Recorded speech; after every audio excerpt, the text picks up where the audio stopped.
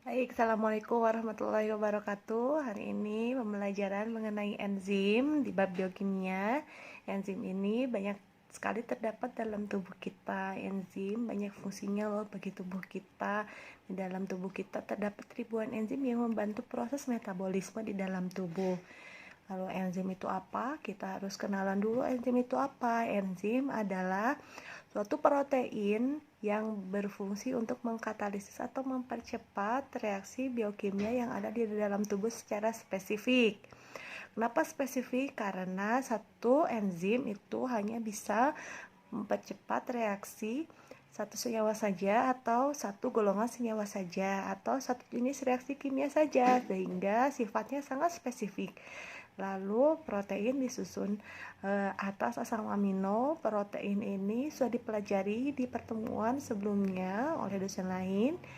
Ada asam amino sebagai monomernya. Asam amino ini tersusun dari unsur-unsur kimia yaitu C, H, O, N, dan lain sebagainya di gugus sampingnya.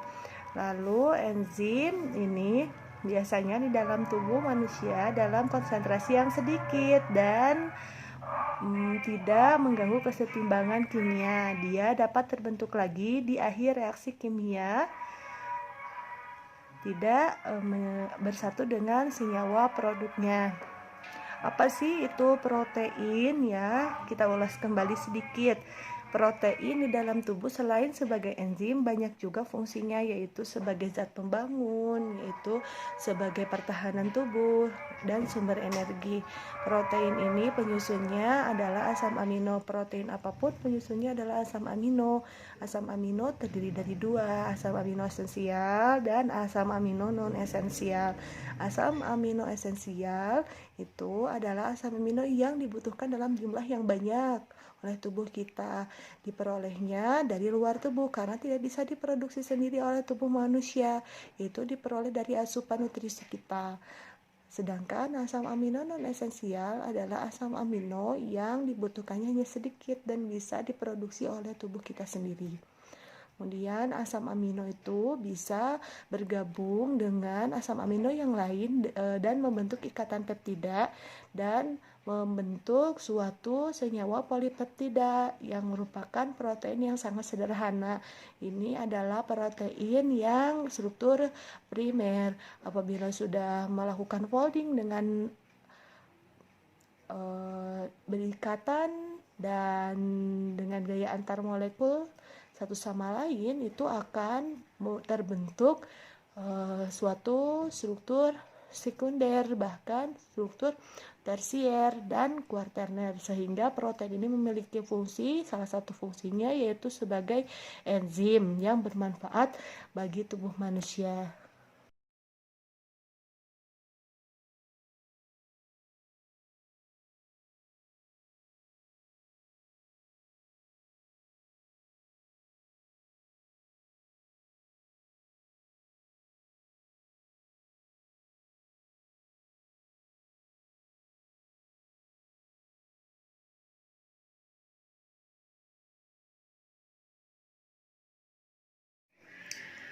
Next ya. Dalam enzim itu terdapat suatu bagian yang bernama sisi aktif. Sisi aktif enzim fungsinya adalah untuk mengikat substrat ketika akan membantu mempercepat reaksi kimia. Ya. Lalu sisi aktif ini spesifik sekali bentuknya untuk substrat tertentu, hanya substrat yang cocok saja yang dapat dikenali oleh sisi aktif enzim tersebut. Ya, lalu reaksi dalam metabolisme, saya ingatkan kembali ada dua jenis, yaitu reaksi atau metabolisme jenis anabolisme atau sintesis dan katabolisme atau degradasi. A, B, C, D, anabolisme biosintesis dan katabolisme degradasi. Nah, di sini ada contoh enzim yang dapat mempercepat reaksi sintesis, dapat menggabungkan atau membentuk suatu senyawa yang besar dari penyusunnya yang kecil. awannya senyawa kecil akan dihasilkan reaksi dan membentuk senyawa yang besar, dikombinasikan dan dipercepat oleh enzim di sisi aktif enzim tersebut menjadi produknya. Untuk contoh enzimnya adalah enzim fosforilase. Enzim ini mempercepat glukosa ya menjadi senyawa pati. Di sini yang tadinya glukosa monomernya digabungkan oleh enzim fosforilase ini menjadi pati. Glukosa adalah monomernya, pati adalah polisakaridanya. Di sini glukosa 1 fosfat berubah menjadi pati pada reaksi sintesis dibantu oleh enzim fosforilase. Kita bisa mengetahui fosforilase adalah enzim karena fosforilase memiliki akhiran ase.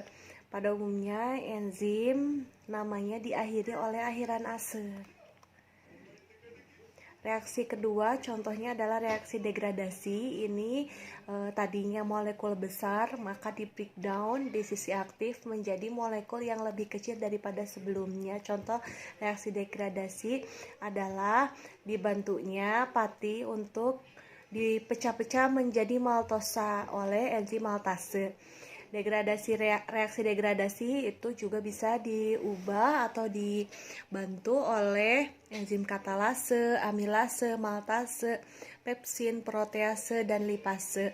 Katalase membantu substrat atau senyawa hidrogen peroksida menjadi oksigen dan air. Amilase merubah pati menjadi glukosa dan maltosa.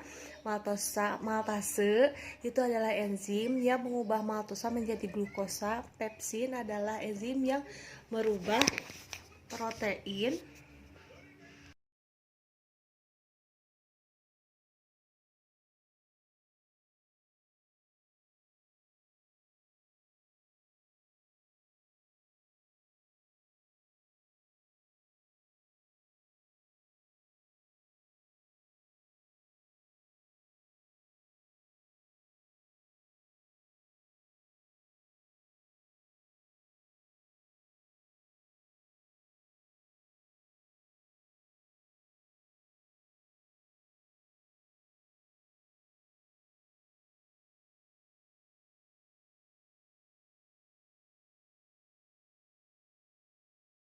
Lanjut ya di materi berikutnya, yaitu tentang karakteristik enzim.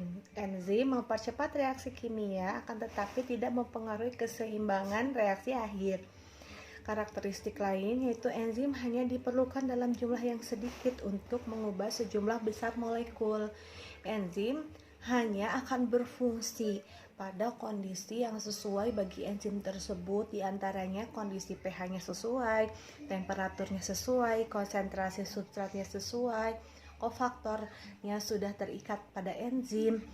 Lalu karakteristik yang keempat adalah enzim bersifat spesifik atau khusus, artinya enzim hanya bisa mengkatalisis reaksi dalam skala kecil dan beberapa kasus yang khusus yang hanya melibatkan satu reaksi spesifik saja. Istilah-istilah dalam enzim. Untuk aktivitasnya, enzim sering memerlukan adanya gugus non-protein, yaitu kofaktor. Istilah gugus prostetik digunakan untuk kofaktor yang terikat kuat oleh ikatan kovalen terhadap protein enzim. Jadi kofaktor itu ada dua jenis, yaitu gugus prostetik dan koenzim. Gugus prostetik adalah kofaktor yang terikat kuat oleh ikatan kovalen dengan enzimnya. Sedangkan koenzim adalah senyawa yang ikatannya kurang kuat dengan enzimnya. Jenis kofaktor yang kedua adalah koenzim, ikatannya kurang kuat terhadap enzim. Bagian protein dari enzim yang berikatan dengan koenzim adalah apoenzim, sedangkan enzim yang lengkap dinamakan holoenzim. Kofaktor ada dua, yaitu gugus prostetik dan koenzim.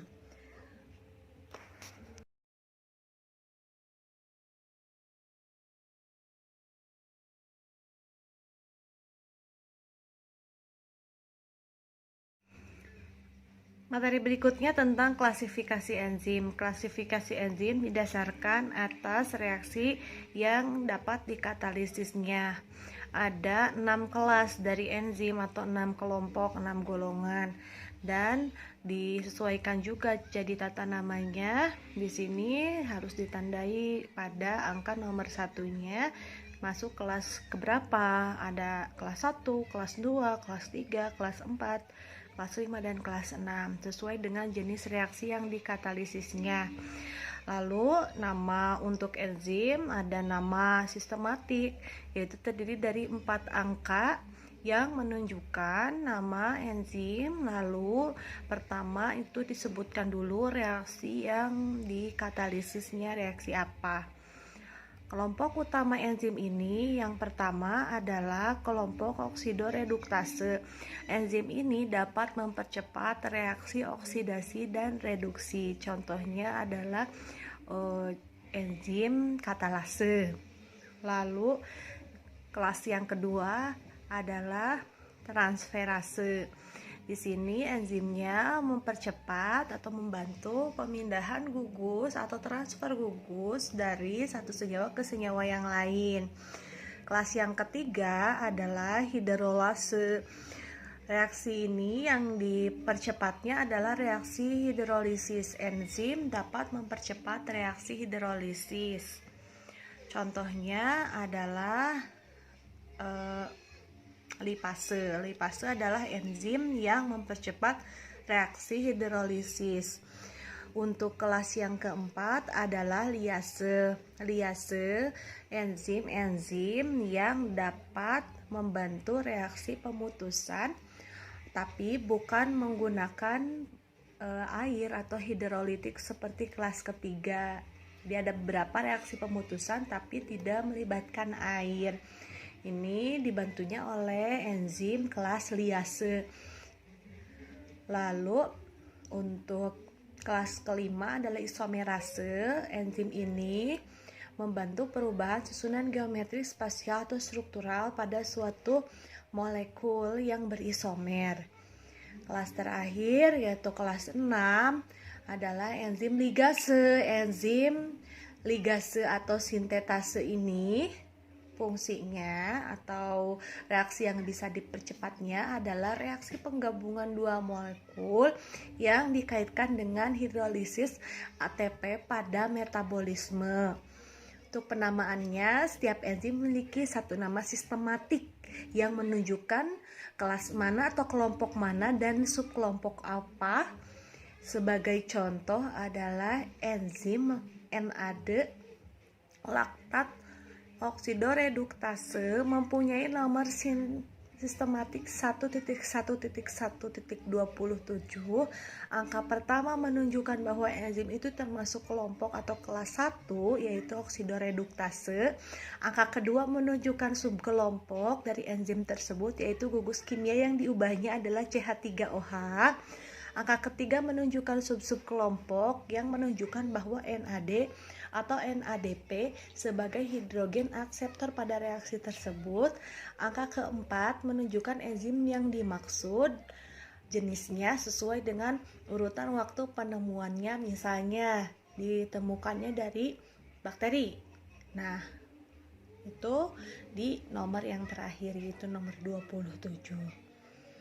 Lalu selain nama sistematik tersebut juga dikenal dengan nama trivial. Jadi ada nama lain yang dikenal umum oleh kita selain nama sistematik tadi yang relatif lebih pendek dan lebih mudah dibandingkan dengan nama sistematik yang berupa angka.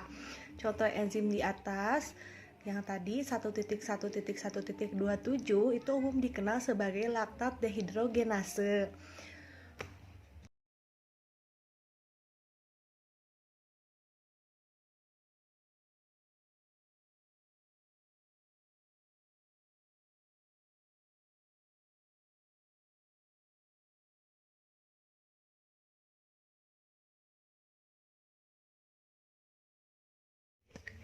Lanjut di materi berikutnya yaitu faktor-faktor yang mempengaruhi kerja enzim. Jadi enzim itu dalam menjalankan fungsinya yaitu katalisator memiliki 5 faktor yang mempengaruhi pada saat dia bekerja tersebut. Ada 5, yaitu 1, konsentrasi enzim. Konsentrasi enzim ini mempengaruhi kinerja enzim.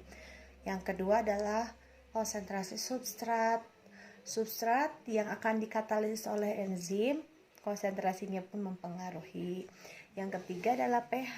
pH adalah derajat keasaman, asam atau basa atau netral dari suatu larutan atau lingkungan dapat mempengaruhi kerja enzim. Karena enzim itu mempunyai keadaan yang mana dia sangat sukai dan tidak sukai. Lalu pH yang ekstrim juga dapat membuat enzim menjadi rusak, sehingga enzim harus dijaga keadaannya. Temperatur juga mempengaruhi kerja enzim. Inhibitor adalah faktor kelima yang mempengaruhi kerja enzim. Yang pertama dulu ya, yaitu konsentrasi enzim. Semakin tinggi konsentrasi enzim, maka akan semakin cepat reaksi kimia yang dikatalisisnya. Bila jumlah enzim dalam suatu reaksi menjadi 2 kali lipat, maka jumlah substrat yang diubah menjadi produk atau hasil adalah 2 kali lipatnya juga. Ini adalah grafik yang mana hubungan enzim dengan kecepatan reaksi berbanding lurus. Pengaruh yang kedua atau faktor yang mempengaruhi yang kedua adalah konsentrasi substrat. Substrat ini akan mempengaruhi laju reaksi atau kecepatan reaksi. Apabila substrat ditambah, maka kecepatan reaksinya akan bertambah juga sampai batas waktu tertentu, yaitu saat sudah jenuh enzim terikat semuanya dengan substrat, maka jika ditambahkan substrat terus pun kecepatan reaksi tidak akan bertambah naik secara signifikan lagi. Nanti akan terbentuk kurva yang parabola. Kecepatan sebanding dengan konsentrasi substrat, jumlah substrat 2 kali lipat, maka kecepatan 2 kali lipat sampai waktu tertentu dengan catatan konsentrasi enzim tetap, yaitu dibuat konstan konsentrasi enzimnya. Ya. Ini adalah kurva yang berbentuk cembung seperti parabola ya. Sehingga akan ada fase yang tetap walau ditambahkan terus-menerus substratnya pada enzim yang dibuat konstan. Kemudian kompleks enzim substrat ini dapat dibentuk ya dari reaksi enzimatis ya. Ini ketika terjadi reaksi yang dikatalisis oleh enzim akan terbentuk kompleks enzim substrat, sehingga asumsi kalau ditambahkan substrat terus saat enzimnya sudah jenuh berikatan dengan substrat tidak akan berpengaruh terhadap laju reaksi, karena pada saat sistem itu bereaksi ada reaksi kimia, tahapan-tahapannya adalah ada tahapan di mana enzim itu mengikat substrat, lalu reaksi kimianya adalah enzim plus substrat menjadi enzim substrat, kompleks enzim substrat, baru dia akan menghasilkan enzim plus produk. Namun tidak semua reaksi enzimatis dapat dirumuskan dengan simpel seperti itu saja. Pada beberapa peristiwa sering terdapat lebih dari satu kompleks enzim substrat. Jadi ada enzim substrat aksen, enzim substrat kedua. Lalu skema yang umum selain skema yang enzim substrat tadi bisa dituliskan lagi menjadi enzim plus substrat menjadi enzim substrat dan menjadi lagi enzim substrat aksen dan menjadi lagi enzim produk, barulah dihasilkan enzim plus produk akhir, di mana enzim substrat adalah bahan antara yang tidak aktif. Enzim substrat aksen merupakan kompleks substrat yang diaktifasi, dan enzim produk merupakan kompleks antara enzim dan produk. Faktor ketiga yang mempengaruhi kerja enzim adalah pengaruh pH. pH ekstrim dapat mengakibatkan enzim mengalami denaturasi atau rusak. Perubahan pH yang tidak ekstrim mempengaruhi enzim secara temporary, yaitu sementara. Setiap enzim mempunyai pH tertentu di mana enzim memiliki aktivitas maksimum pada pH tersebut, dinamakan sebagai pH optimum untuk kerja enzim. pH yang normal bekerja itu biasanya dari rentang agak asam sampai netral atau agak basa sampai netral. Jika terlalu asam atau terlalu basa, itu akan menyebabkan kerusakan bagi enzim. Lalu faktor berikutnya yaitu suhu atau temperatur. Temperatur ini juga bersama dengan pH. Kerja enzim yaitu punya spesifik di temperatur tertentu. Temperatur ini juga sama dengan pH, tidak boleh terlalu ekstrim dipanaskan ya, karena saat kondisi panas enzim dapat mengalami denaturasi atau rusak. Ikatan kovalen pada enzim akan putus dan yang tadinya struktur tersier itu akan berubah menjadi struktur primer, disertai kehilangan kemampuan fungsi katalitik dari enzim tersebut ya. Lalu enzim di manusia itu stabil pada suhu 37 derajat Celcius hingga 55 derajat Celcius. Untuk faktor berikutnya adalah inhibitor. Inhibitor itu adalah zat yang dapat mencegah atau menghambat kerja enzim sehingga enzim tidak dapat berfungsi sebagaimana mestinya untuk mempercepat reaksi kimia. Hal ini fatal untuk enzim karena kerjanya menjadi diblok oleh inhibitor tersebut. Jadi inhibitor mempengaruhi kerja enzim, yaitu dapat menstop kerja enzim apabila ada inhibitor, karena inhibitor adalah zat yang dapat mencegah kerja enzim.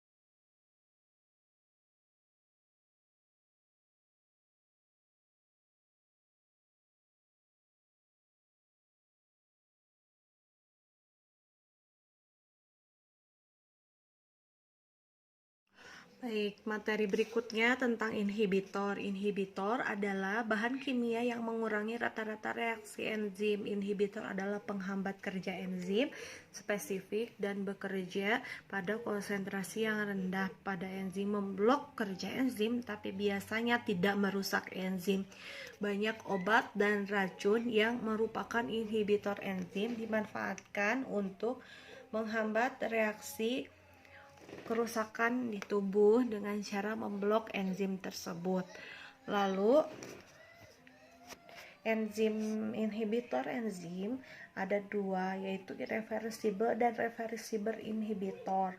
Kalau irreversible inhibitor itu inhibitor yang tidak bisa kembali ke semula atau tidak bisa lepas, bergabung dengan kelompok asam amino di active site atau sisi aktif, tidak dapat balik.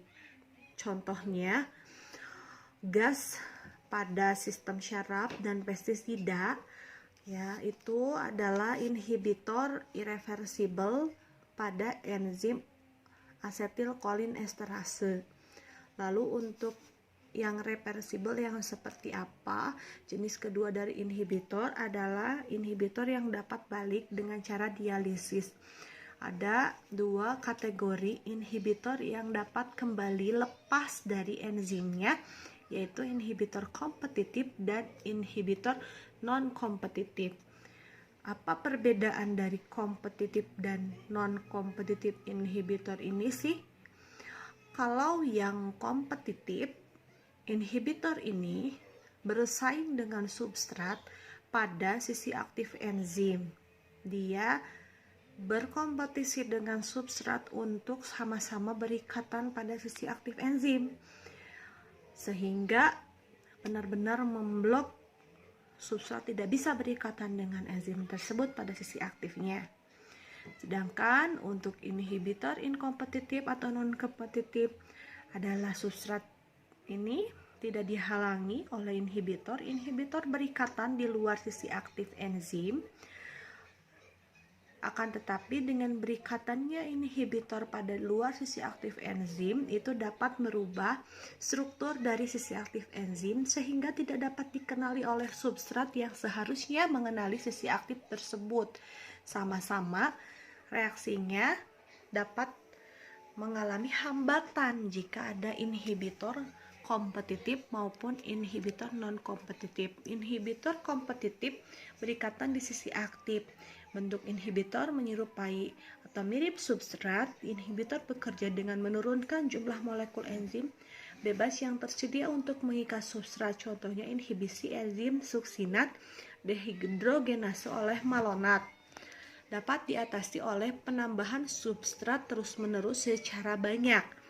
Untuk inhibitor non-kompetitif, inhibisi tidak mempengaruhi pengikatan substrat. Kompleks enzim substrat tetap dapat terbentuk, akan tetapi efisiensi pembentukan produk menjadi lebih lambat dan berkurang. Inhibitor mengikat enzim pada bagian lain dan tidak mengikat di sisi aktif. Untuk non-kompetitif, active site karena tidak memiliki kesamaan struktur dengan substrat.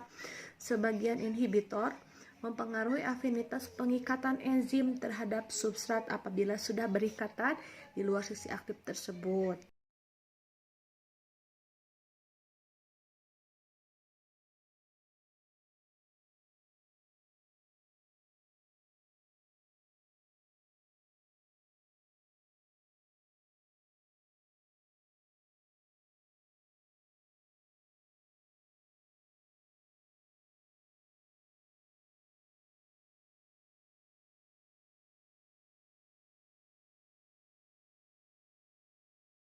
Ya baik, ada beberapa hal lagi yang harus diketahui mengenai enzim ya, selain yang sudah disampaikan tadi, yaitu yang pertama adalah catatan. Enzim ini memang spesifik, tapi ada juga enzim ya, beberapa enzim itu bisa mempercepat reaksi untuk beberapa zat, tapi catatan di sini reaksinya serupa atau sama walaupun zatnya berbeda, tapi zat ini cenderung mirip antara satu dan zat yang lainnya. Lalu, untuk dapat mempercepat reaksi kimia, enzim ini dapat menurunkan energi aktivasi dari suatu reaksi kimia. Energi aktivasi itu apa? Energi minimal yang harus dimiliki oleh suatu reaksi kimia sehingga reaksi kimia itu dapat berlangsung. Zat-zat ya, seumpama itu adalah manusia, itu harus memiliki energi khusus ya, yang mana bisa membuat manusia melakukan aktivitas sama ya. Reaksi juga bisa berlangsung kalau energinya sudah dapat dipenuhi. Energi minimum yang harus dimiliki untuk melangsungkan reaksi kimia namanya energi aktivasi. Energi aktivasi ini ya berbeda-beda untuk setiap zat. Jadi kalau misalnya energi aktivasinya tanpa enzim itu 100, jadi harus punya 100.000 uang untuk bisa pergi ke Borma. Lalu kalau untuk reaksi yang sudah dipercepat oleh enzim enggak 100 lagi, tapi udah berkurang jadi 50. Jadi untuk dapat berangkat ke Borma hanya butuh uang 50.000 setelah dipercepat reaksinya oleh enzim. Lalu mekanisme kerja enzim ini ada dua pemodelan ya oleh para ahli untuk memudahkan dari pemahaman para pembelajaran di sini, mahasiswa ataupun siswa, untuk mempelajari enzim biar mudah bisa dipahami, yaitu model lock and key dan model induced fit. Kalau untuk model lock and key itu diibaratkan sisi aktifnya itu harus sama persis dengan substrat bentuknya. Kalau sisi aktifnya itu segitiga, substratnya bentuknya juga segitiga, sehingga dapat tepat dia itu bisa membuka reaksi kimia atau mempercepat reaksi kimia dengan bentuk yang sama seperti kunci dan gembok. Untuk induced fit ini tidak pemodelan yang sangat saklek seperti lock and key tadi, harus sama banget bentuknya, tapi di sini tidak seperti itu. Dia dengan diinduksinya dengan substrat maka akan membuat sisi aktifnya berubah sedikit demi sedikit menyesuaikan dengan bentuk substratnya.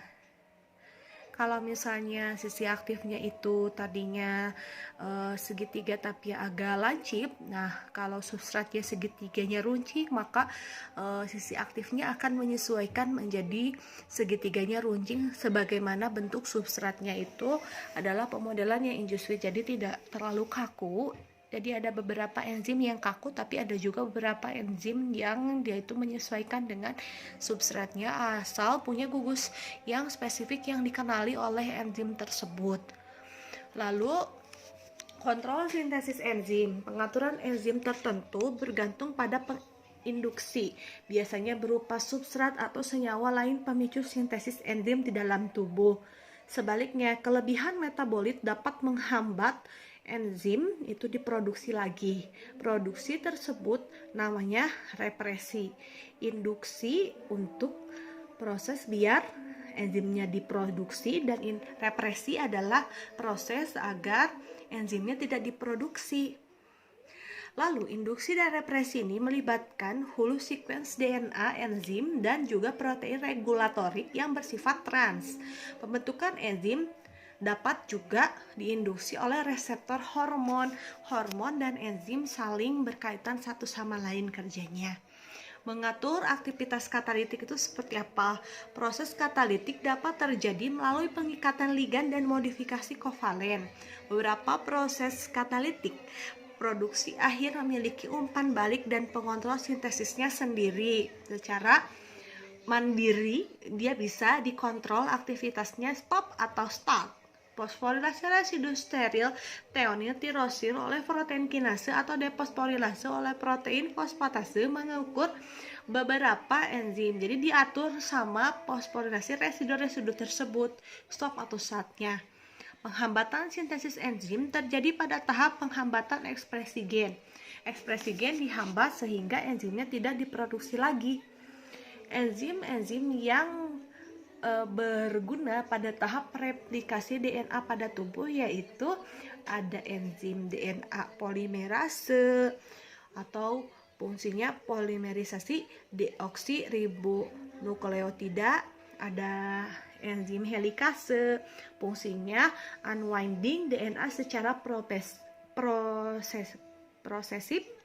Lalu protein enzimnya topoisomerase, fungsinya membebaskan hambatan torsional yang terjadi akibat penguraian yang dipicu oleh helikase. Enzim yang selanjutnya DNA primase, fungsinya memulai sintesis primer DNA, RNA. Lalu enzim berikutnya protein pengikat untai tunggal, mencegah penyatuan dini DNA ke bentuk asalnya untai ganda, dan DNA ligase, menambal celah untai tunggal antar rantai aksen dan fragmen Okazaki di untai retrograd. Ya. Lalu ada enzim eksonuklease, 3 aksen sampai 5 aksen dapat memperbaiki DNA yang rusak. Jadi DNA itu ya di dalam tubuh ada secara alami diperbaiki oleh enzim kita ya. Lalu RNA disintesis dari cetakan DNA oleh enzim RNA polimerase. Sumber enzim itu sudah pasti ada di dalam tubuh makhluk hidup loh, bukan hanya manusia, tapi makhluk hidup itu kan ada makhluk hidup yang lain ya, seperti makhluk hidup yang berupa uniseluler dan multiseluler. Mulai dari bakteri itu ada enzimnya, lalu jamur ada enzimnya ya, kemudian tumbuhan, hewan, bukan hanya manusia. Lalu enzim juga dapat disintesis di luar tubuh makhluk hidup, bukan hanya bisa diambil atau diisolasi dari makhluk hidup saja, tapi dapat disintesis melalui rekayasa genetika menggunakan cloning, dibantu alat PCR. Sekian untuk pembelajaran biokimia hari ini. Mudah-mudahan dapat dipahami. Mohon maaf atas segala kesalahan. Wabillahi taufiq wal hidayah. Assalamualaikum warahmatullahi wabarakatuh.